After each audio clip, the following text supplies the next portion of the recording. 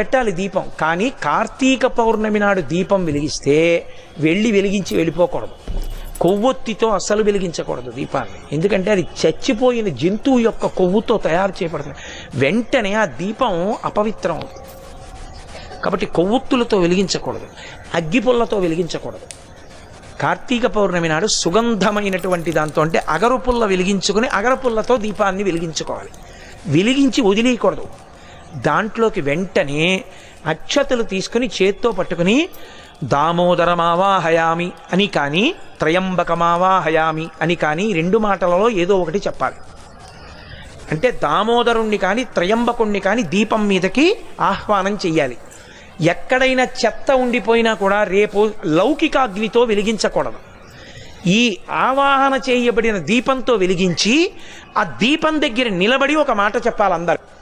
కీటాః పతంగాః